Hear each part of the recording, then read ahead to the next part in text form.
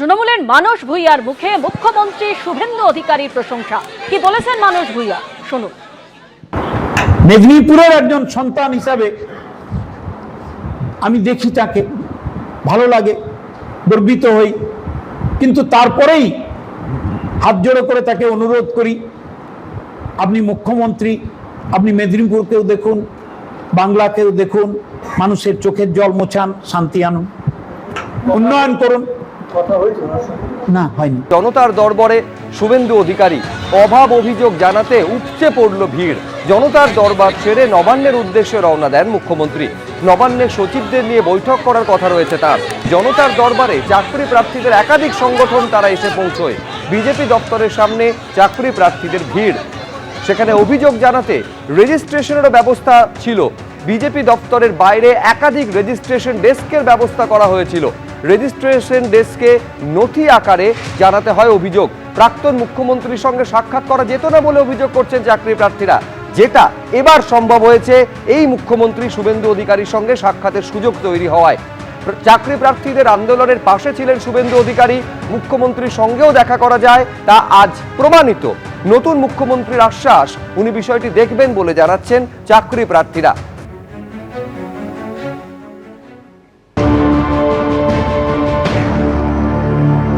আমরা all West Bengal part time teachers welfare association HS সেকশনে, যেগুলো ম্যানেজিং কমিটি দ্বারা নিযুক্ত, তারাই আমরা এখানে 2000 জন এসেছিলাম এবং আমরা গত সরকারের কাছে জানিয়েছিলাম যে আমাদের জন্যই যখন এইচএস সেকশনগুলো চলছে, ক্লাস নিচ্ছি, আমাদের মধ্যে কেউ কেউ এইচএসের খাতাও দেখছি এবং আমাদের জন্য স্কুলে সাবজেক্ট পারমিশন হচ্ছে, ফুল টাইম স্যারেরাও সেখানে নেই। তাই আমরা এতদিন যখন করে এসেছি, আমাদের একটা সরকারি স্বীকৃতি দেওয়া হয়, আমাদের একটা আর্থিক দায়ভার নেওয়া হোক এবং আমাদের পরীক্ষার জন্য একটা অভিজ্ঞতা নম্বর দেওয়া হন।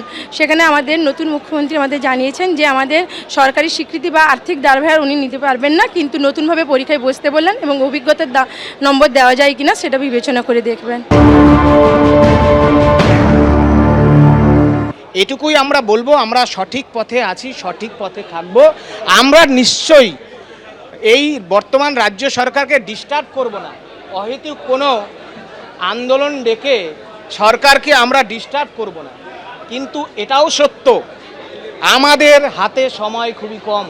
মুখ্যমন্ত্রী যেন আমাদের দেখে একটু কনফিডেন্সে নেন এবং নেতাজি ইন্ডোরে প্রাক্তন মুখ্যমন্ত্রী মমতা ব্যানার্জি যে মিথ্যে প্ল্যান ABCD ভাষণ দিয়েছিলেন, নতুন মুখ্যমন্ত্রী যেন সেই নেতাজি ইন্ডোরে স্বপ্নের, সত্যের, বেঁচে থাকার, দুর্নীতির বিরুদ্ধে বার্তা দিয়ে চাকরিহারাদের কনফিডেন্সে নেন, বাংলার মানুষকে যেন একটু আশ্বস্ত করেন।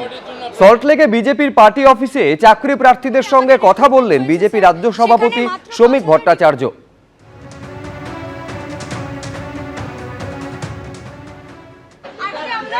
স্যার, আমরা 3 বছর পরে আমাদের রিক্রুটমেন্ট হয়েছে স্যার, সেখানে মাত্র 5000 রিক্রুটমেন্ট করেছে। আজকে আমরা সবাই সিবিটি শর্ট লিস্টেড ক্যান্ডিডেট, সবাই সিবিটিতে কোয়ালিফাই করেছি, কিন্তু ওয়েটিং লিস্টে আছি, আমাদের এখনো রিক্রুটমেন্টটা ক্লিয়ার করেনি।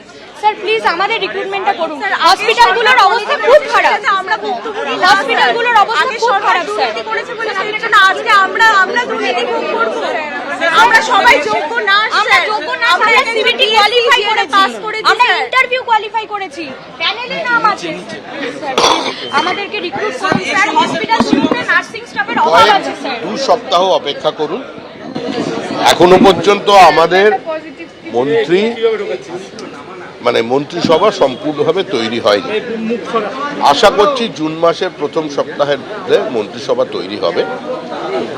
তৈরি হওয়ার সঙ্গে সঙ্গে স্পেসিফিক রেসপন্সিবিলিটি যা থাকবে, যা কিছু পেন্ডিং ইস্যুস আছে, আপনাদের বিষয়টি সহানুভূতির সঙ্গে এবং অত্যন্ত দায়িত্ব নিয়ে সরকার আপনাদের সমস্যার সমাধান করে দেবে।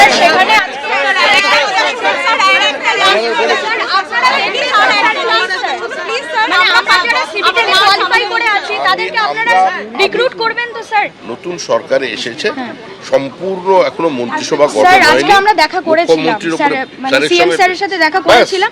উনি বললেন স্যার যে দুর্নীতি, মানে পূর্ববর্তী সরকারের আমলে যত প্যানেল আছে সব প্যানেলেই নাকি দুর্নীতি হয়েছে, তাই সেই প্যানেল থেকে কিছু করা যাবে না। স্যার এই পরীক্ষাটা আমরা এই মাসেই দিয়েছি, এই জানুয়ারি মাসে 2026-এ পরীক্ষা দিয়েছি স্যার। আমরা 2026-এরই প্যানেল স্যার। আগের প্যানেলের ক্ষেত্রে উনি বলেছেন। এবিপি আনন্দ, এগিয়ে থাকে, এগিয়ে রাখে।